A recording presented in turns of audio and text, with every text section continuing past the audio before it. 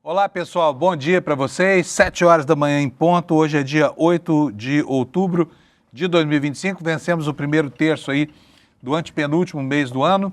E estamos que estamos em direção ao Natal e ao Réveillon, né? O mundo virou uma correria. Os dias parecem que voam, né? Pelo menos para mim aqui. Não sei se esse é um efeito da idade. A gente começa a perceber o tempo de uma outra forma.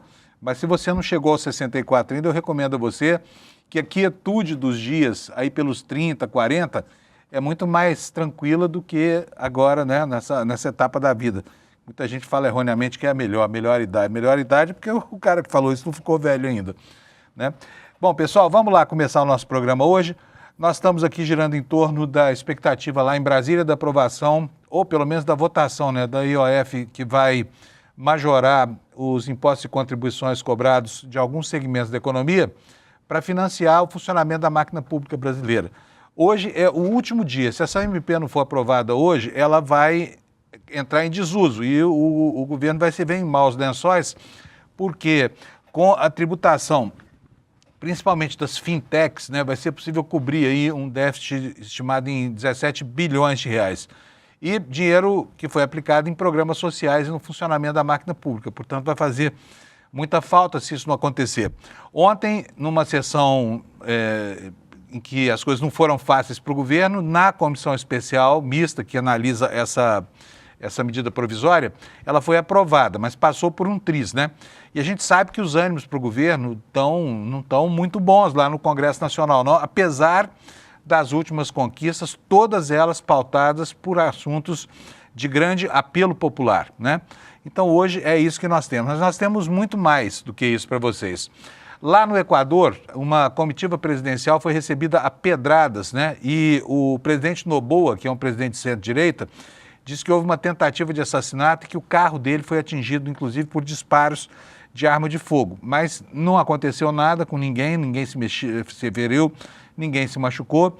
E apesar disso, o caso está sendo tratado lá como uma tentativa de assassinato do presidente da República. Fala-se no Equador que apedrejar a comitiva presidencial é um ato hostil e que revela a intenção de assassinar o presidente da República, né? Olha, o que mais nós temos aqui? Nós temos, ontem nós tivemos lá em Brasília um ato que deveria ser um ato maciço em favor da anistia do Bolsonaro, mas flopou, deu até pena dos bolsonaristas, estão falando para uma pequena multidão ou uma multidinha, como queira, tão pouca gente havia ali, né, revelando para nós aquilo que todo mundo sabe, que a tese da anistia só é importante mesmo para a família Bolsonaro. Não tem ninguém nem aí para anistia no Brasil, mais de 70% da população refutam esse tema e a extrema-direita começa, né, a ter uma noção mais acelerada do seu declínio surpreendente, porque até outro dia, até 6 meses atrás, era a extrema-direita quem dava as cartas, inclusive no jogo da opinião pública, né? Mas agora as coisas mudaram, e mudaram bastante.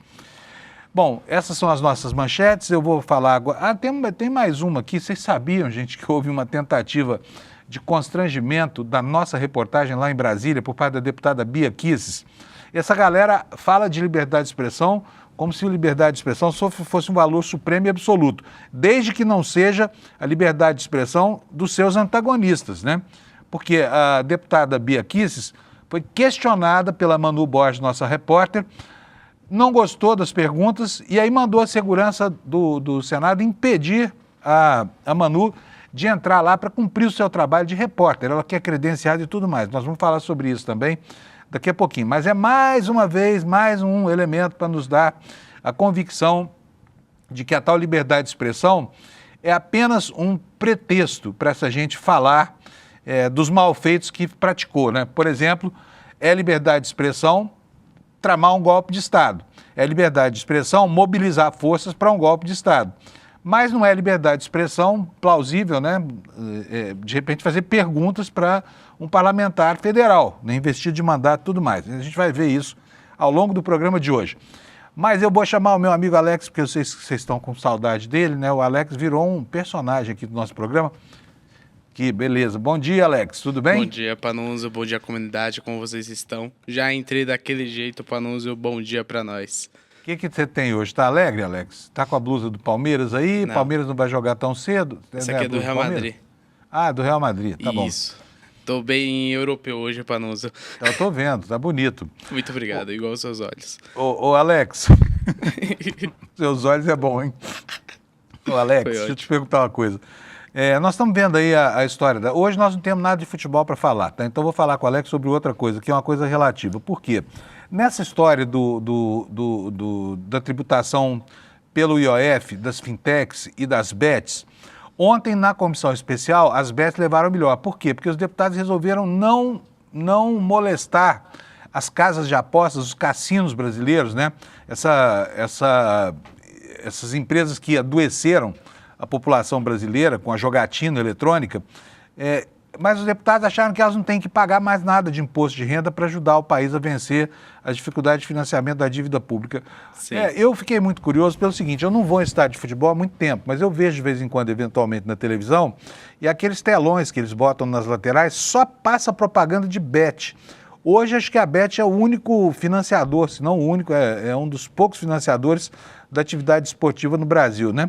Por que as bets são tão importantes assim, hein? Elas representam um movimento econômico muito, muito, muito grande, é isso? Isso mesmo, Panuso. Lembrando, Panuso, que o Senado aprovou nesse ano uma proposta que restringe algumas propagandas de bets, porém, quando a gente assiste futebol na TV, ou até mesmo quando a gente vai lá no estádio acompanhar o time, a gente vê muita propaganda de time, de bets, nas placas de publicidade e até entrando nas torcidas organizadas, Panuso.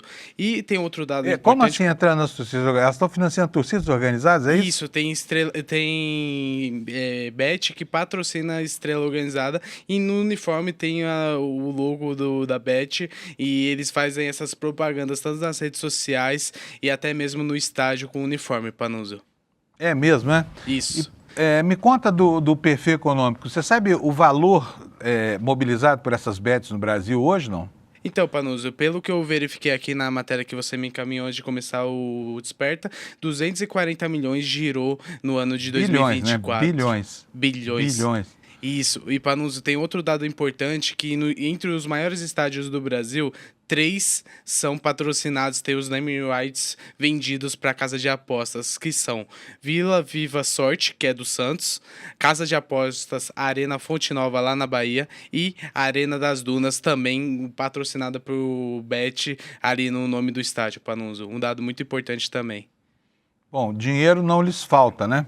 Sim. Eu vejo aqui, por exemplo, que nas estatísticas aqui que a gente tem conhecimento, o varejo está reclamando das bets, por exemplo. Por quê? Porque o dinheiro gasto com essas espeluncas aí, com esses cassinos, está tirando dinheiro do consumo das famílias, né?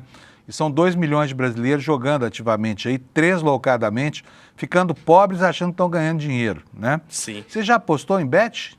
Então, Panuso, eu não vou mentir, às vezes eu pego, mas eu sou daquele cara que não aposta tudo. Eu pego R$ 1 e faço em 10 jogos pra tentar a sorte, sabe? Mas nunca o salário inteiro, que eu vejo muita pessoa, por exemplo, quando a gente pega transporte público, às vezes você tá lá descansando e tem pessoas jogando joguinho na sua frente e gastando o salário do mês nas bets, mas... Então me diz qual é a alegria, porque eu só vejo desgraça nessa história toda. Você já ganhou alguma coisa, não? Então, Panuso, a única vez que eu ganhei foi R$ 15, apostei R$ 1. Mas tem uma e exceção. quanto é que você já perdeu? Se eu for colocar assim uns 5, R$ 10, não é direto. Não, ao longo da... Você ganhou R$ 15, a única vez que você ganhou 15, né? E quanto é que você já acha que você já apostou, somando tudo na sua vida? Panuso, chutando alto assim uns R$ 30, eu não sou muito de apostar. Não, mas só 30? Só 30. Somando tudo? Isso é porque eu não sou de apostar. E para nos ter uma exceção, aqueles R$ 15 que eu ganhei, na casa de aposta que eu tinha apostado, você tem que ter no máximo de ganho R$ 30.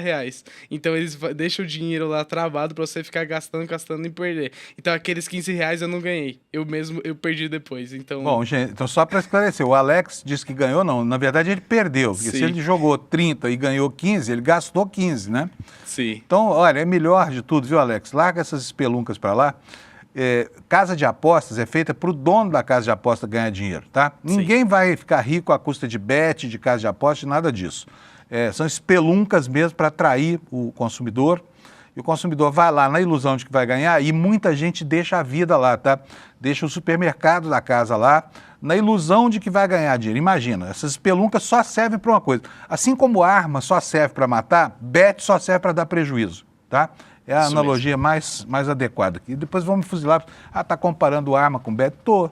As bets são uma arma apontada para a cabeça do consumidor brasileiro, principalmente para os mais vulneráveis, né, que, movidos por essa propaganda estúpida que a gente vê em tudo quanto é lugar, estádio de futebol, na mídia convencional, essa gente vai como um rebanho atrás dessas casas de apostas e empenha lá o dinheiro do leite em pó da criança e acaba perdendo, obviamente, porque quem vai ficar com leite em pó da criança é o dono da casa de apostas, tá? Isso mesmo. E lembrando, Panúcio, que no ICL tem um documentário sobre bets muito bom lá na plataforma, então a gente recomenda para você saber como é o mundo por trás do jogo sujo das bets no mercado esportivo e tudo, Panúcio. Muito Vamos bom. nessa.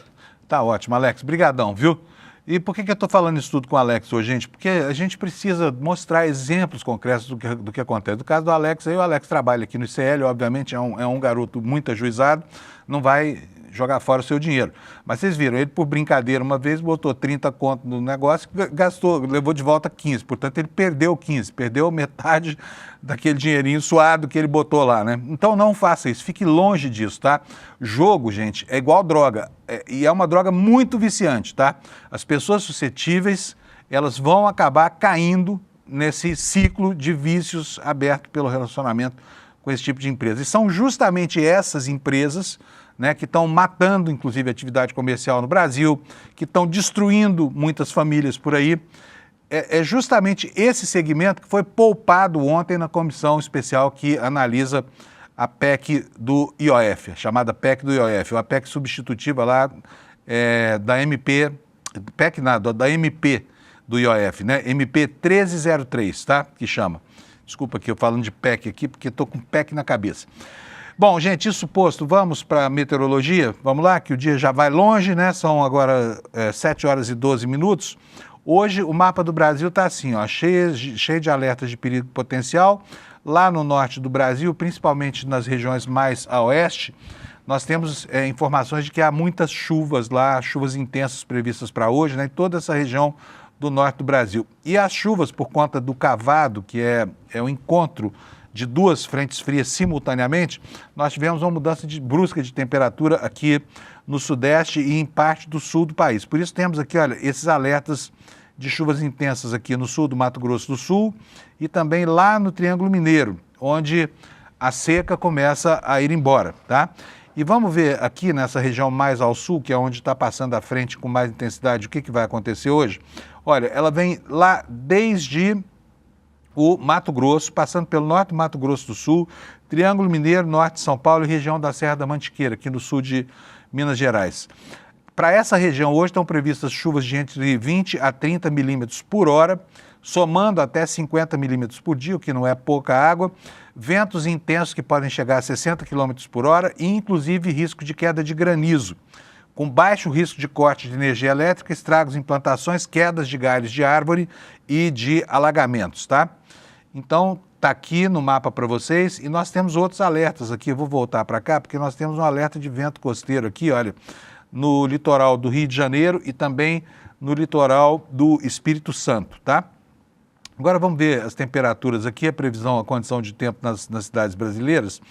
Olha, toda essa... Deixa eu diminuir aqui a tela para o mapa caber dentro dele aqui, dentro da sua página.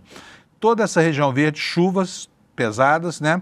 Nessa região verde mais claro, chuvas também e chuvas que chegam até aqui, né? Nessa área amarela e sobem pelo litoral do Nordeste. Portanto, seco mesmo, só no coraçãozinho do Brasil, né? Onde a falta de umidade do ar, inclusive, continua incomodando a população. Vamos para as temperaturas. Porto Alegre amanheceu com 10, terá máxima de 21. Florianópolis amanheceu com 13 e a temperatura vai a 20 nas horas mais quentes. Em Curitiba vai variar só de 10 a 12 graus. Volta aqui, ligaram de novo o freezer curitibano. Em São Paulo, o dia começou com 13 graus, garoa, e a temperatura só vai até 17. No Rio de Janeiro, 19 de mínima e 25 de máxima. E em Vitória, 19 de mínima com 26 de máxima. Belo Horizonte, a máxima vai chegar a 29 graus. A noite também foi uma noite fresca. O dia será ensolarado com algumas nuvens. Em Campo Grande, a temperatura vai chegar a 34 graus depois de uma madrugada fria, com 16 graus. Em Mato Grosso, a variação da temperatura vai ser de 18 a 34, chuvas isoladas na tarde. Aqui em Goiânia e Brasília, que região que o Juscelino Kubitschek chamava de deserto, né? Em Goiânia, primeiro, a temperatura vai chegar a 36 graus hoje, céu claro, pessoal de Goiânia se prepare para mais um dia de calor. E em Brasília também céu claro, com 32 graus de temperatura e baixíssima umidade relativa do ar. Em Palmas, tempo claro, 37 graus de temperatura. Já falei aqui de Cuiabá, que vai a 34, em Porto Velho a temperatura vai a 35, em Rio Branco vai a 33, em Manaus também 33, em Boa Vista 32 graus, Macapá 34, tudo isso aqui com chuva, tá, gente? Em Belém, 33 graus. Belém, que, aliás, vai ser a capital do Brasil, hein? Belém vai ser a 5ª cidade brasileira que já ganhou o status de capital por causa da COP30. O Senado aprovou ontem essa proposta, que, na verdade, é uma proposta da deputada Duda Salabert. Passou pela Câmara, agora passou pelo Senado e Belém será a capital do Brasil durante a COP30. Vamos lá, São Luís a temperatura vai variar de 25 a 33, em Teresina vai de 25 a 37, calorão. Fortaleza, que nas capitais do Nordeste, a única que vai ter um dia livre de chuva hoje é Fortaleza, onde a temperatura chega a 31, Natal, nuvens com 29, em Recife, nuvens com 30 de máxima, Aracaju, 29 graus Celsius de máxima, e Salvador, 30 graus Celsius de máxima, possibilidade de chuvinha isolada. E por fim, Palmas, Tocantins, 37 graus, calorão também, com noite quente lá, 25 graus de temperatura. Esta é a previsão do tempo e agora vamos passar ao nosso noticiário, tá? Começando por aqui, a comissão especial que analisa a medida provisória que vai pretensamente elevar impostos de alguns segmentos para financiar o funcionamento da máquina pública, aprovou por um placar apertado nessa noite, né, o prosseguimento, e hoje o assunto chega finalmente ao plenário. E se não chegar, e se não for votado hoje, se for rejeitado, o governo está em péssimos lençóis, tá? Por isso esse aqui é um dos destaques no site do ICL, o iclnoticias.com.br. O governador Tarcísio, aquele sujeito que é um piadista de péssima qualidade, que se fosse viver de fazer piada em stand-up ia morrer de fome, voltou a público para se desculpar da bobagem que falou. Vocês viram ontem aqui com a gente, né, ele falando que só ia começar a se preocupar com o problema da contaminação por metanol quando a Coca-Cola começasse a ser afetada, né? Ninguém riu, a piada foi ruim, deu ruim para o governador e ele sentiu a pressão das redes sociais e voltou atrás, divulgou um vídeo pedindo desculpas. Ele, na verdade, está tentando se livrar da roupa de insensível que vestiu quando fez essa bobagem dessa piada, né? E aí todo mundo se lembrou, né, da intempestividade verbal do Bolsonaro, quando durante a pandemia, assim como o Tarcísio, tirou sarro de quem estava sofrendo e tirou sarro da opinião pública por desprezar a comoção social que essa situação de preocupação gera. Mas aí o governador pediu desculpa, estava com cara de triste, comovido, daqui a pouquinho vocês vão ver, tá? A ofensa e o ofendido. Aqui nos outros destaques do ICL, olha só, nós recebemos uma menção honrosa por causa do documentário feito pela equipe da Juliana Dalpiva sobre o Malafaia. Quem é o Malafaia? É o cardeal Richelieu da política brasileira, tá? É o homem que financia todos os atos antidemocráticos e cuja voz de tenor tonitruante está presente em toda a cantilena golpista. E que está em maus lençóis lá no Supremo Tribunal Federal, onde a Procuradoria-Geral da República investiga se ele está por trás dessa campanha infamante de coação dos ministros da Corte, que não deu em nada, né, mas não faltaram esforços, né? Outra matéria em destaque aqui conosco é a tal da CPF dos imóveis, que é uma nova contribuição, e o reflexo disso no IPTU, que é uma coisa que incomoda e preocupa todo mundo, porque anda caro na maior parte das cidades brasileiras, né? Na área da educação, nós temos aqui o anúncio de criação de 5 mil vagas em tecnologia, nos cursos de tecnologia federais, com seleção pelo Enem, que estão sendo abertos aí pelo Ministério da Educação, tá bom? No Paraná, o caso muito estranho de uma jovem presa porque estava stalkeando, ameaçando, estava perseguindo uma professora por lá e daqui a pouco a gente vai falar sobre isso. E por fim, o destaque aqui é ruim para os bolsonaristas, a gente até sente muito, sente nada, a gente dá essa notícia com prazer danado. Mas olha aqui, ó, o ato em defesa da anistia flopou, né? Não foi ninguém. Tinha pouquíssima gente lá e a gente pode ver aqui, olha, a Michele falando lá na Esplanada dos Ministérios, tudo vazio, ó. Tudo vazio, vazio lá no fundo, tá vendo só? Falando para ninguém, hein, Michele? Ou seja, a população, olha, tá nem aí para essa família e para suas mazelas mais. Bolsonaro são águas passadas, tá? Aliás, os Bolsonaro, né? Eles vão voltar na eleição, tá? E já está uma confusão lá em Santa Catarina que vocês não imaginam. Não vai dar tempo de falar sobre isso hoje, mas a gente vai voltar nesse assunto essa semana, provavelmente lá na sexta-feira, tá bom? Bom, deixa eu ver aqui, aparece aí na tela, Alex, fala para todo mundo o que está acontecendo.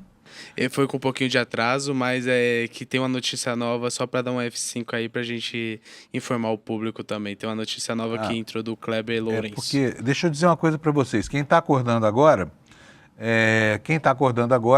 fica em vantagem, porque quando acessa o site do ICL, por volta das 7, muda toda a primeira página. Então nós temos notícia nova aqui, o Kleber Lourenço está me avisando, uma nova manchete que está aí para vocês, mesmo com alívio para a Bet, Centrão trava a MP do IOF e força o governo a adiar a votação. Sob pressão de setores que resistem à taxação de bancos, bets e bilionários, o Planalto tenta recompor a base. E vai ser um trabalho louco durante o dia de hoje, né?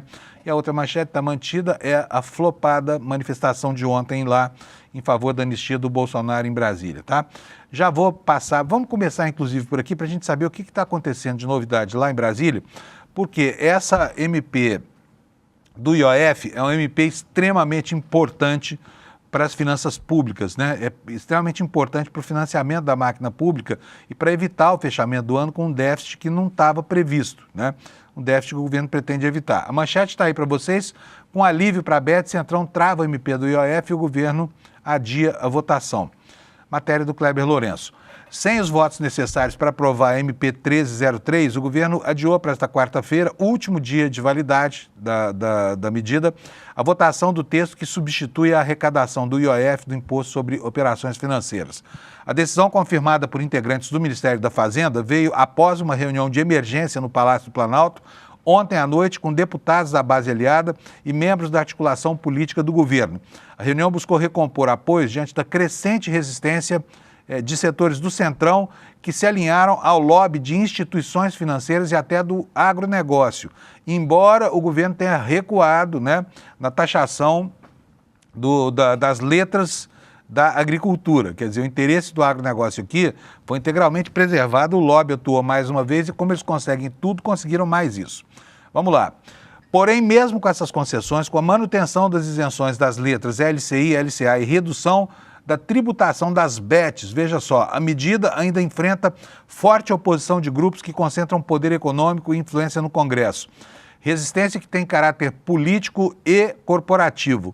Parlamentares contrários à medida provisória alegam distorções técnicas, só que nos bastidores eles admitem desconforto em votar uma proposta que onera o topo da pirâmide financeira, enquanto mantém a ampliação da isenção do imposto de renda para trabalhador, ou seja, está doendo na consciência deles, né?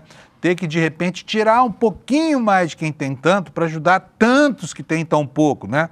Quase 20 milhões de brasileiros aí que ganharam a isenção do imposto de renda porque recebem até R$5.000 por mês e a isenção parcial até R$7.350, né? Está doendo na consciência desses parlamentares que são defensores dos fortes e opressores. Segue aqui o Kleber nos explicando o contexto lá em Brasília. Diz que o impasse é simbólico. De um lado, o governo tenta equilibrar o orçamento e reduzir privilégios fiscais, e de outro, setores influentes agem para preservar ganhos e isenções históricas. Em conversa com o ICL Notícias, o deputado Lindbergh Faria, do PT do Rio de Janeiro, que é o líder do governo na Câmara, ele afirmou que o movimento contra a MP tem motivação política e repete o mesmo roteiro da crise do IOF. O que disse o Lindbergh? estão construindo um movimento de sabotagem do país. Essa medida provisória tem tributação sobre fintechs, bancos, bets e títulos agrários. Ela tem uma capacidade de arrecadação de 35 bilhões. E estou começando a ver um movimento parecido com o do IOF, disse ele, fazendo uma referência lá para trás, né, a crise do IOF, quando essa ideia foi apresentada. A ideia de majorar o IOF para alguns setores para financiar a redução do imposto de renda para tantas pessoas, esses que ganham até R$5.000 e têm registro em carteira. Lindbergh citou nominalmente alguns dos principais articuladores da resistência. Tem participação de quem? Vamos ver se você adivinha, tá? Vou até permitir aqui, dar um tempinho aqui, para que a sua cabeça se lembre de quem é que está sempre contra os interesses populares. Nominados agora pelo Lindbergh. Vamos lá? Ciro Nogueira, tá? Alguma surpresa? Rueda, Tarcísio, Eduardo Cunha. Veja só, Eduardo Cunha nem é parlamentar e está mandando no movimento de obstrução lá em Brasília. Ele, aquele golpista que foi caçado porque mentiu sobre contas no exterior. Essa turma está tentando parar o país, disse o Lindbergh. Segundo ele, o grupo atua para inviabilizar qualquer medida que taxe bancos, grandes fortunas ou empresas bilionárias. Lindbergh disse que por mais que o relator tenha recuado nas bets, eles também não querem. Ou seja, vai ser uma batalha importante que vai ocorrer hoje lá em Brasília, né?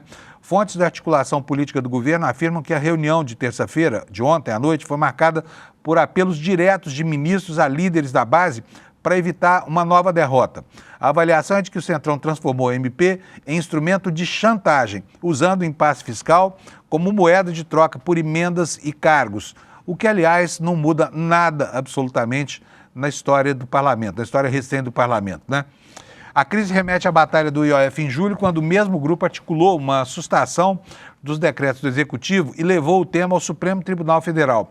Na prática, o movimento impediu o governo de ampliar a arrecadação sobre grandes operações financeiras, preservando ganhos de bancos e de fundos de investimento, que são quem, de fato, manda na matilha congressual brasileira. Essa matilha que está sempre atrás de defender interesses privados, interesses corporativos, em vez de prezar por interesses nacionais legítimos, né? Segue aqui o texto do nosso grande Kleber, dizendo que agora com o MP 1303, o Planalto tenta evitar um novo bloqueio. Se essa medida não for aprovada até o fim do dia de hoje, ela perde validade e o governo então vai deixar de contar com a arrecadação estimada em 35 bilhões de reais. Agora não são mais 35, são cerca de 17, abrindo espaço para o retorno de distorções tributárias que beneficiam os setores mais ricos da economia. É incrível, né? Porque aqui a gente vê um esforço desse pessoal que é um esforço gigante quando se trata de defender os mesmos de sempre, né? Defender aqueles que já têm tanto. E aí a gente vê como é que trabalha o Congresso Nacional. E é preciso prestar sempre muita atenção aos movimentos desse pessoal. Antônio Rueda, que não tem mandato parlamentar, mas é o presidente da União Brasil, e principalmente o senador Ciro Nogueira, que o governador Ronaldo Caiado chamou de quase ex-senador, sem nenhuma importância sequer no estado dele. Mas quando o assunto é defesa dos fortes e opressores, aí sim está lá sempre o Ciro Nogueira dando o melhor de si, ou sei lá se é o pior de si, em função das piores causas, tá? E por falar em piores causas, vamos falar sobre piores comportamentos agora. O governador de São Paulo, ontem nós criticamos bastante a atitude dele, não fomos só nós, né? A internet inteira criticou. Por quê? Porque o governador de São Paulo falou uma bobagem gigantesca, fez uma piada da qual ninguém riu, pegou muito mal, teve uma repercussão gigantesca e aí apareceu ele como um cordeirinho na internet, falando sobre a sua declaração e o seu sincero arrependimento por ter demonstrado a sua total falta de empatia para com o sofrimento popular. Isso tudo faz referência à crise do metanol, né? Justamente onde? O governador do estado, onde o problema eclodiu e onde o problema é cada dia que passa mais grave e evidente, né? Vamos ver aqui a manchete no site do ICL. Olha, Tarcísio se desculpa por brincadeira com Coca-Cola em meio à intoxicação por metanol. Disse aqui que admitiu que a brincadeira não cabia diante da gravidade do que está acontecendo. Para refrescar a sua memória, se você não viu, eu pedi para o Alex e para o Anderson aqui, que estão na minha retaguarda aqui, para pegarem o vídeo de ontem, e depois o vídeo de anteontem, aliás, e depois o vídeo de ontem, que é o governador se arrependendo. Vamos ver primeiro o que disse o Tarcísio. Roda para nós, Alex, por favor. No dia que começarem a falsificar a Coca-Cola, eu vou me preocupar. Ainda bem que ainda não chegaram nesse ponto, né? Não, Coca-Cola até aqui não. E a minha é normal. Além de péssimo gosto de usar, né, uma situação grave dessa para fazer troça do pavor que se infunde nas pessoas, o governador não se deu conta de ninguém riu da piada. Só foi chegar assim, à conclusão de que ele tinha sido absolutamente grosseiro muitas horas depois, quando a internet começou a cair de pau sobre essas declarações dele, né? Já era tarde, o prejuízo estava contabilizado, mas aí o Tarcísio se saiu com essa aqui, como vocês vão ver agora. Bota para nós, por favor, Alex. Acabei fazendo uma brincadeira para descontrair a coletiva que foi muito mal interpretada e que, de fato, não cabia naquele momento em face da gravidade do que vem acontecendo. E é por isso que eu peço perdão.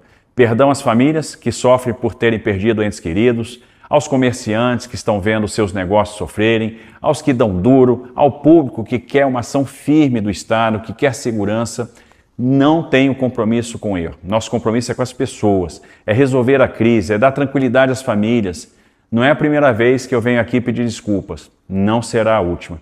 Estou ciente das minhas limitações, das minhas falhas. Eu sei que o arrependimento não vai apagar o passado, mas ensina. E vai nos ajudar na construção de um caminho que queremos e estejam certos que nós vamos continuar dando o nosso melhor. Tomara que não continue contando piada, né, governador? Porque a sua função não é de ser piadista, muito menos piada de péssimo gosto como essa que Vossa Excelência contou aí, né? Agora, com relação ao desprezo pela vida, mais do que em palavras, né, em atos a gente pode entender como esse governador preza mesmo, está muito preocupado com segurança das pessoas, porque ele mantém um assassino, né, Derrite, na Secretaria de Segurança, um apólogo do assassinato na ação policial, que ontem, em um evento em uma academia de polícia, falando para a tropa dele, de novo voltou a valorizar o policial que mata em serviço. O apólogo do homicídio, do assassinato policial, Guilherme Derrite, secretário de Segurança, tão decantado aí, falando até que estão falando aí que se o PL, né, o PL falando que se o Tarcísio for candidato a presidente, ele, Derrite, será o candidato a governador. É como entregar a cabeça do cidadão paulista para um algoz violentíssimo, né? Só para lembrar quem é Guilherme Derrite, esse secretário pelo qual o governador é tão carinhoso, né, com o qual ele tem, né, se colocado publicamente assim como, né, um homem que marca pela vontade de acabar com a criminalidade, acabando com a criminalidade mesmo, neutralizando, que nem diz o Derrite, né? Esse é o homem que a gente usa para entender o governador, quer dizer, o desprezo pela morte de quem consumiu bebida contaminada por etanol no estado dele não é menor do que o desprezo por aqueles que a polícia dele mata sem motivo nenhum, tá? Só pelo gosto, pelo assassinato. Vamos lá, gente, o que diz aqui a matéria para nós, para a gente encerrar esse assunto aqui? O governador de São Paulo divulgou um vídeo em que pede desculpa, você acabou de ver aí. Na segunda-feira ele cometeu aquela piada horrorosa, né? A declaração foi feita no momento de grande preocupação com o avanço das investigações, repercutiu muito negativamente. E aí vem o Tarcísio dizendo, eu errei, acabei fazendo uma brincadeira para descontrair a coletiva, foi mal interpretada. Governador, o senhor realmente é um péssimo piadista, é melhor não tentar mais fazer gracinha, porque não vai dar certo, tá bom? Gente, o ICL, vocês acompanharam aqui, nós temos uma produção de documentários, aliás, amanhã vai ser lançado aqui o segundo documentário da série de viagens internacionais do Eduardo Moreira. Ele já fez o Vai para Cuba, Eduardo. Amanhã você vai saber o que é Vai para Argentina Carajo, que está aqui no seu vídeo. Olha, esse documentário, como todo o trabalho que o ICL faz, ele tem que ser divulgado nas redes sociais para que as pessoas possam saber da data e da hora e possam assistir. Dessa vez houve uma grande dificuldade por parte do nosso pessoal de marketing aqui em fazer a promoção publicitária desse documentário. Por quê? Porque tanto a Meta quanto o Google entenderam que era propaganda política. Sabe por quê? Porque falava de Javier Milei, que é o queridinho da extrema-direita mundial. Eduardo Moreira pegou a equipe aqui do ICL, a Juliana Baroni coordenou esse trabalho, dirigiu esse trabalho, foi lá para a Argentina para tentar destrinchar o que é que está por trás da imagem de Javier Milei, o homem que virou, assim, o bibelô da extrema-direita global e que é apresentado como se fosse um santo milagreiro capaz de mitigar problemas da economia argentina, que ainda continuam presentes e têm sido agravados durante a gestão dele, né? Com a maior quebradeira da história, com o empobrecimento de metade da população e outras coisas. Mas aí ficam duas visões para o mundo, né? A visão do lado progressista do problema, que é a que enxerga a destruição estrutural que está sendo provocada por esse homem. E tem a outra visão, que é a visão da direita, que acha que esse anarcocapitalista está fazendo com a Argentina aquilo que o mundo precisava fazer em todos os lugares, que é acabar com o Estado que tem alguma finalidade social e inaugurar um tipo de Estado que só serve para engordar milionário, que é o que está acontecendo lá na Argentina, né? E, bom, eu estou falando isso tudo por quê? Porque os documentários do ICL são grandes obras de investigação jornalística e, não raro, recebem reconhecimentos importantes, como, por exemplo, o prêmio Vladimir Herzog, né? Está aqui na manchete do nosso site que nós acabamos de receber uma menção honrosa pelo podcast Império Malafaia, do prêmio honroso, do Vladimir Herzog, né? É um prêmio extremamente importante e honroso. Vou ler aqui um trechinho da notícia para vocês, só para vocês saberem e para se sentirem estimulados a assistir o documentário de amanhã, tá? Amanhã às 8 da noite. Vamos lá.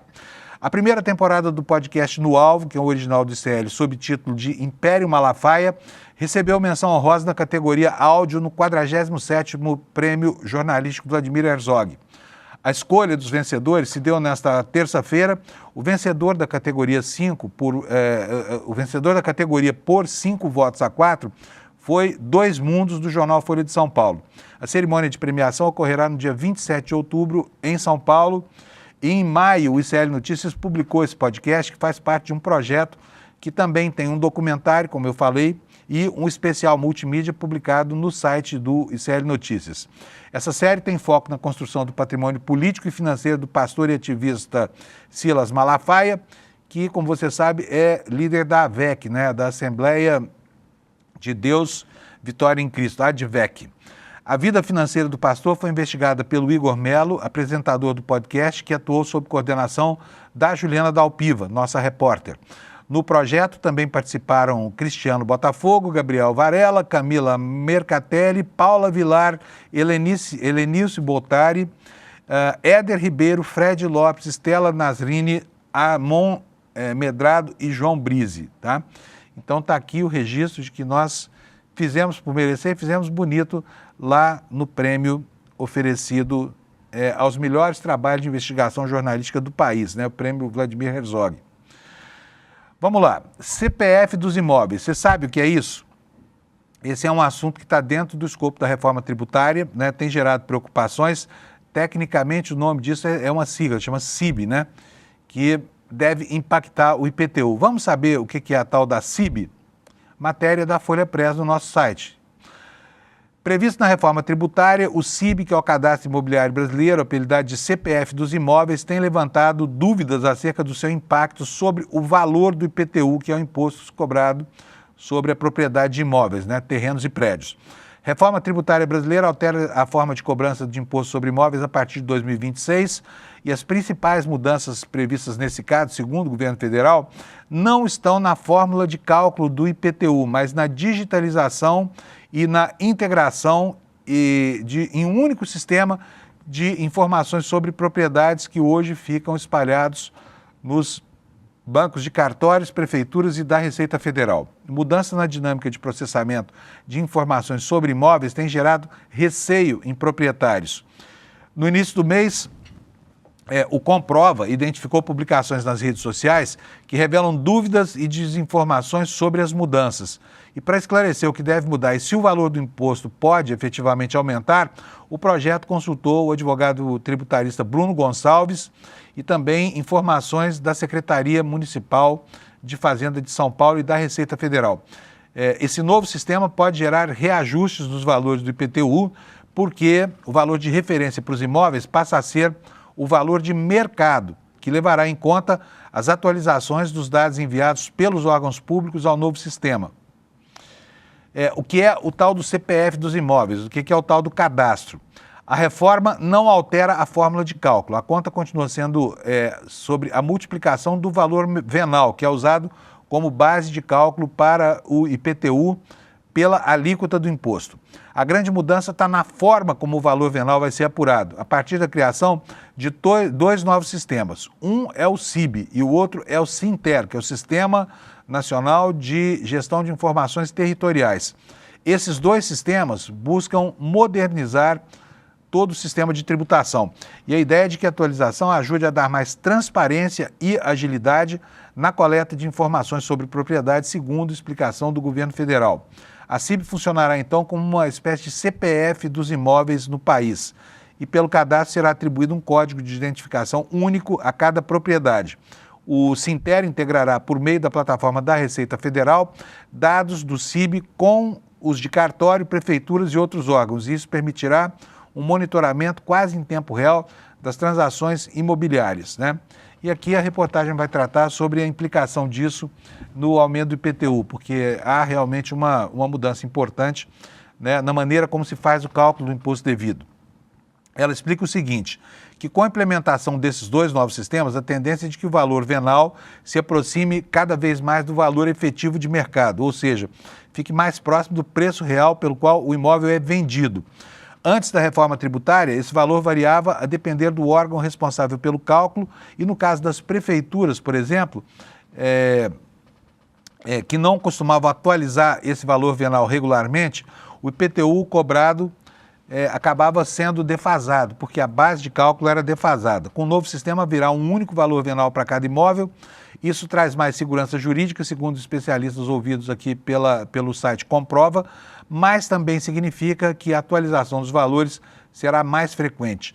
Isso porque os prefeitos, né, eles costumam manipular essa questão dos valores venais e acabam corrigindo a planta dos valores venais só quando não há eleição, porque eles temem que o eleitor seja refratário a renovar o mandato dos políticos, justamente por causa dos aumentos do IPTU, que tanta controvérsia geram, né? Gente, vamos seguir aqui para o próximo assunto. O próximo assunto é sobre a história daquela estudante que stalkeou uma professora durante quase metade de um ano, né? Fez ameaças à professora e acabou sendo presa por isso lá no estado do Paraná. Vamos ver do que trata essa história? Olha só, é uma jovem de 18 anos. Ela foi presa ontem por suspeita de perseguir e ameaçar por 5 meses uma professora que dava aula para ela em uma escola de Ponta Grossa, no Paraná.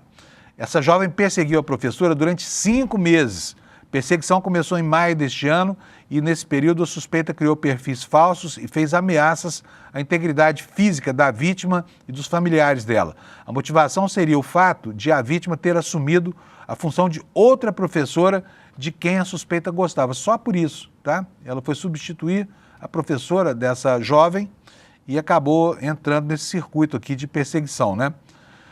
A suspeita primeiro criou perfis falsos com o intuito de defamar a nova professora. Segundo a investigação, a aluna também divulgou dados pessoais, divulgou fotos e até imagens do carro utilizado pela vítima, além do endereço residencial dela. A jovem passou a fazer ameaças de morte contra a professora e contra familiares dela, incluindo a filha de 16 anos da vítima. Em várias ocasiões, a suspeita passava repetidas vezes de motocicleta em frente à casa da docente em atos de intimidação, né? E a polícia também afirma que ela chegou a arquitetar um plano de sequestro da professora. A autora confessou ser a responsável por todas as ações, nas quais, de forma ainda mais grave, revelou ter um plano para sequestrá-la, disse o delegado Fernando Vieira. Olha, gente, que drama isso, né? Isso é só mais um dos aspectos da vida do professorado do Brasil, que não é fácil, né? Com a autoridade cada vez mais minada e com a perspectiva de controle sobre os alunos reduzida muito por conta de influência, inclusive, das redes sociais. E a gente vê que os alunos, né, começam a fazer uso desse tipo de ferramenta pelas razões mais banais. Como é que uma aluna persegue uma professora porque substituiu outra? Né? Não havia nenhum problema pessoal, pelo que se conhece, nessa relação específica dessa aluna com a professora dela. Bom, gente, dito isso, vamos falar um pouquinho agora sobre a tentativa dos bolsonaristas de fazer uma manifestação importante ontem e que falhou, fracassou de maneira definitiva. Vou pedir para o Alex colocar para nós um vídeo aqui que eu peguei na internet, para que a gente possa ver como é que foi, sabe? Porque os bolsonaristas estavam aí ontem tentando disfarçar o fracasso dessa iniciativa, publicando fotos, né? Fotos muito fechadas. Mas logo aqui na capa da nossa matéria no site do ICL, você pode ver aqui, olha, Michele Bolsonaro falando, foi o ápice do movimento de ontem, né, dessa manifestação de ontem, e lá embaixo meia dúzia de gatos pingados, né? Agora vamos ver como é que os bolsonaristas viam essa história toda de cima do caminhão que abriu essa mini passeata de apoio à anistia. Roda para nós, por favor, Alex. Pequeno no tamanho, mas gigante na competência. Ele é Eros Bianchi! Levanta essa bandeira, verde, amarela, azul e branco, jamais será vermelha.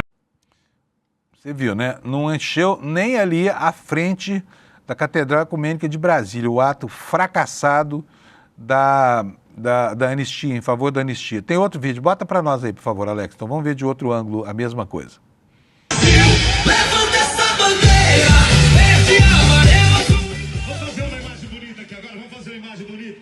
O DJ vai soltar a música lá. Eu quero ver todas as mãos para cima nesse momento. Lógico que quem está segurando a bandeira vai continuar segurando. Mas com a outra mão, vamos demorar. Todo mundo levanta. Você viu Nicolas, Flávio, né, Michele, todo mundo, mas não adiantou, não deu público, flopou, né, tinha meia dúzia de gatos pingados ali. Enfim, e a reportagem no nosso site sobre essa manifestação diz o seguinte, olha, a pauta da anistia voltou a naufragar nesta terça na Câmara. A oposição tentou promover um ato em Brasília, uma caminhada em defesa da anistia aos envolvidos no 8 de janeiro, só que a mobilização, como você viu aí, fracassou. O evento, que pretendia mostrar força política e pressionar a presidência da casa, teve baixa adesão e terminou esvaziado. O fiasco repercutiu mal entre parlamentares que até então demonstravam alguma disposição em retomar o tema. Segundo deputados que acompanhavam as manifestações, as movimentações, o clima era de desânimo e a leitura majoritária foi a de que o texto dificilmente voltará à pauta nas próximas semanas. Membros da articulação política do Palácio do Planalto avaliam que o esvaziamento do ato sepulta, ao menos por hora, a tentativa de ressuscitar o projeto.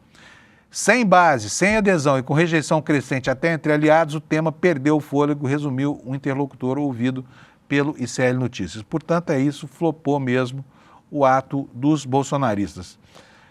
Bom, gente, ontem lá no Congresso Nacional, os bolsonaristas nervosos por causa dessa história da anistia flopada, né, por causa das derrotas todas, e ontem eles tentaram cercear o trabalho da Manu Borges, a nossa repórter aqui. E foi uma coisa meio selvagem, sabe por quê? Porque a Manu é repórter, tem credenciamento no Comitê de Imprensa do Senado e estava lá cumprindo seu dever de ofício. O que ela fez que justificou um pedido da Bia Kicis para que ela fosse retirada de lá? Fez perguntas, que é o que faz um jornalista diante de uma autoridade da República. Estou com a Manu aqui na ponta da nossa linha, deixa eu falar com ela. Bom dia, Manu. O que foi isso, meu Deus? Eu fiquei tão chocado quando eu vi seu vídeo ontem, viu, Manu? Que absurdo quererem impedir você de cobrir a sessão porque você fez perguntas para a Bia Kicis, é isso? É isso, Panuzzi, ótimo dia, todo mundo aqui conectado no Despertar. Ela se sentiu constrangida, nem disse que eu a agredi, que eu a insultei, mas por constrangê-la, por refutar fake news, porque ela veio despejar uma série de fake news e, claro, como um bom jornalista, a nossa missão é rebater com checagem, com fatos, desinformação. E foi isso que eu fiz. Ela começou a falar uma série de notícias falsas, dizendo que a maioria da população é favorável à anistia, e aí eu trouxe dados. Ela veio dizer que os artistas, os intelectuais são pagos para para defender censura.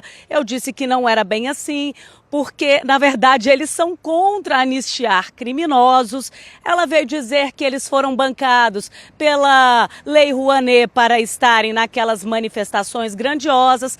Mais uma vez eu disse, não é assim que funciona a Lei Rouanet, deputada. E com muita calma, com muito respeito, só que ela ficou indignada. E aí veio pedir para os seguranças barrarem a minha entrada na CPMI. Só que, claro, eu disse que não iria aceitar aquilo, que eu iria fazer uma denúncia formal e depois ali de ter um mini bate-boca com a segurança, eles realmente entenderam que não poderiam barrar a minha entrada na CPMI, viram o meu crachá.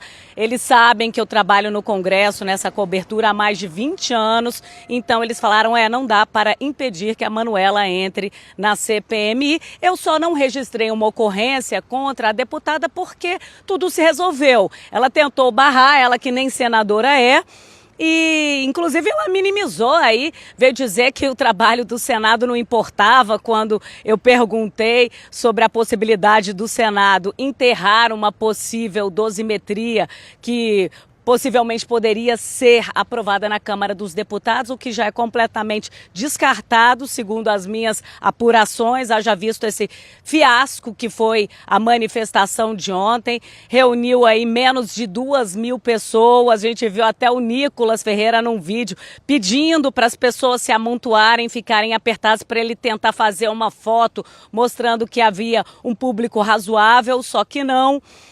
Mas a gente vê que é isso, uma tentativa de intimidar o trabalho dos jornalistas independentes, livres, só que não colou. Por isso que eu não fui fazer uma reclamação formal, porque os próprios seguranças, a chefia dos seguranças entendeu que não poderia cercear o meu trabalho.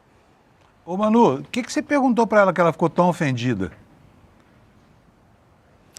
Foi isso, se essa dosimetria tinha apoio para ser votada, se teria adesão do Senado Federal. Ela falou, não, o Senado não importa, a gente tem que focar só na Câmara dos Deputados, como se uma casa não dependesse da outra para legislar, para aprovar uma lei, como se a Câmara pudesse atuar de forma independente e sozinha, sendo que são casas conjugadas, ou seja, a deputada precisa realmente voltar a estudar como é que se dá o processo legislativo, porque parece que ela não entende como é que funciona a aprovação de leis. Uma lei que ela defende com unhas e dentes e que sem o apoio e a parceria do Senado não avança, como a gente viu acontecer com a PEC da bandidagem.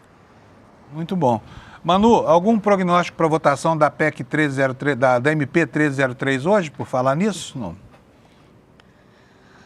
Então, a gente esperava que ontem a Câmara, o plenário da Câmara, já desse início à votação, porque caduca hoje, ainda tem que passar também pelo plenário do Senado. Foi uma votação muito apertada na comissão mista, a diferença de 1 voto.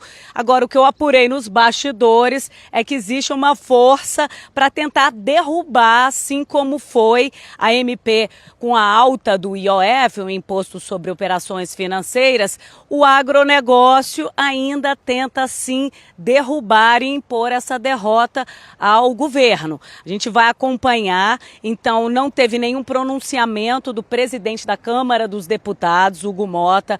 A expectativa era de que ontem à noite tivesse início pelo menos a discussão em plenário e isso não aconteceu.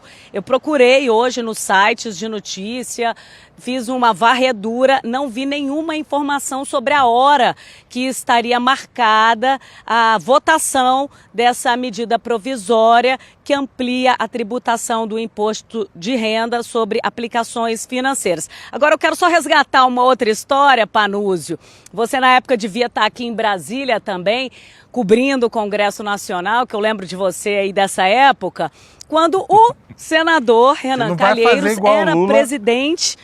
Ô Manu, desculpa te interromper, você não vai fazer igual o Lula e dizer que você era estagiária quando eu já era jornalista, né? Há muito tempo aí no Congresso Nacional. Não. Não, seria uma desfeita. Não, eu já era jornalista. Eu sou, né, macaca velha, Panúzio. Não, mas no caso do Lula é mentira, é fake news mesmo. Fala, Manu. Não, então, na época que o Renan era presidente do Senado, não sei se você lembra, ele chegou a usar o avião da FAB, da Força Aérea Brasileira, para ir ao casamento da filha de um outro senador em Trancoso. E aí teve um debate, uma polêmica, porque ele estaria usando ali dinheiro público para fazer uma viagem que não era política, era de interesse pessoal dele.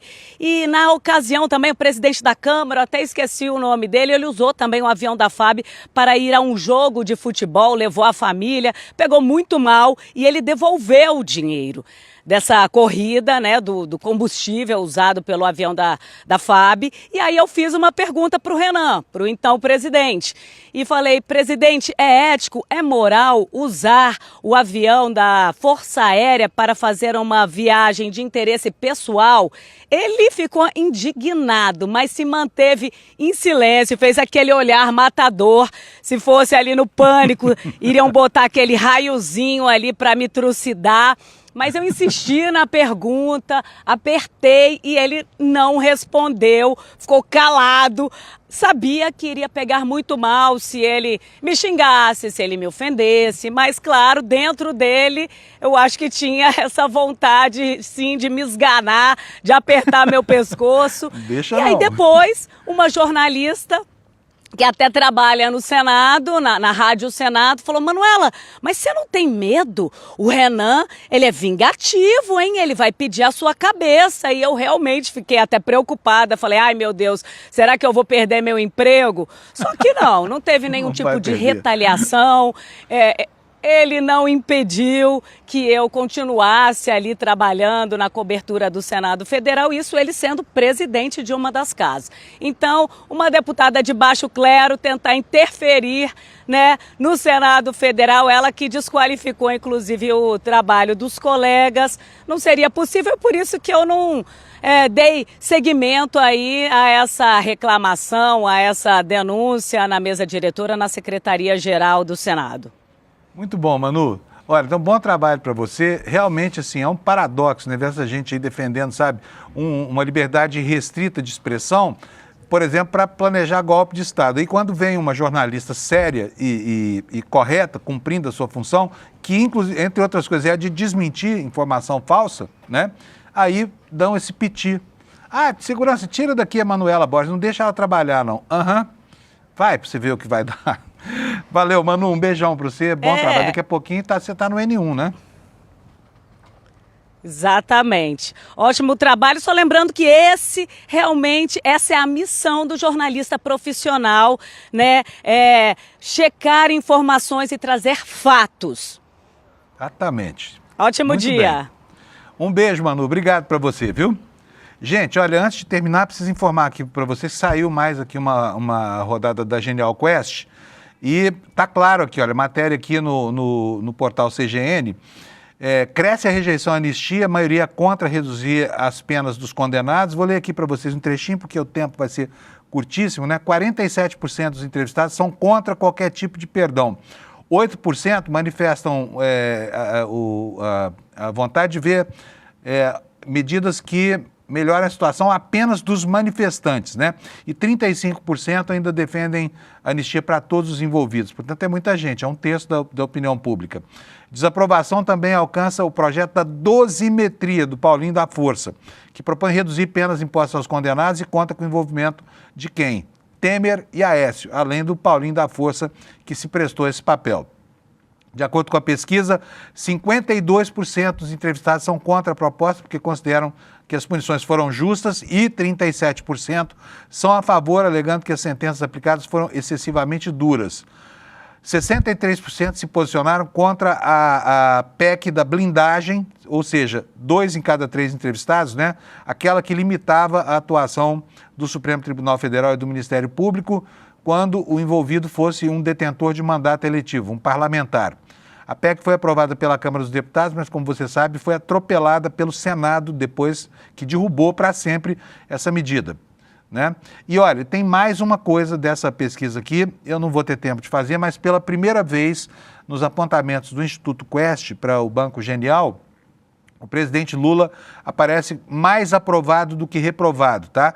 Quer dizer, dando continuidade, dando continuação a essa sequência de constatações sobre a melhora da popularidade do presidente Lula, que 6 meses atrás estava nas cordas, né? E de repente renasceu com uma energia renovada, tá? Vem aí o N1, onde todos esses assuntos vão estar sendo discutidos com mais profundidade do que a gente consegue fazer aqui nessa primeira hora do dia, e eu espero que você tenha uma boa manhã. Mas antes de ir embora, vou repetir para você o convite, é amanhã, então hoje você tem que pegar o seu convite aqui no despertaicl.com.br para o lançamento do documentário Vai para a Argentina, Carajo, do Eduardo Moreira, Juliana Baroni e equipe do ICL, desmontando o mito Javier Milei, que a direita mundial vende como se fosse um prodígio de economia, mas que está levando o país dele a uma derrocada que, olha, nem a história tumultuada da Argentina registra lá para trás, tá bom? Então, bom dia para vocês, obrigado pela audiência, amanhã estamos juntos, 7 da manhã,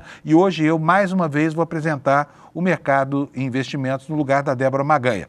Tchau para vocês, bom dia para todo mundo e até já ou até amanhã.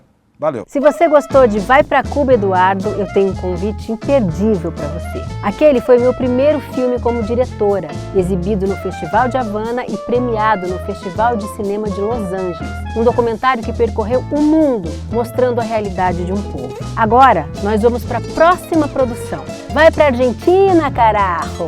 Eu, Juliana Baroni, Eduardo Moreira e Fabian Restivo vamos revelar o que está realmente acontecendo na Argentina de Javier Milei. Uma realidade que precisa ser escancarada para o mundo. A estreia internacional acontece na quinta-feira, 9 de outubro, às 20 horas, em uma exibição online especial. Eu quero muito que você assista com a gente.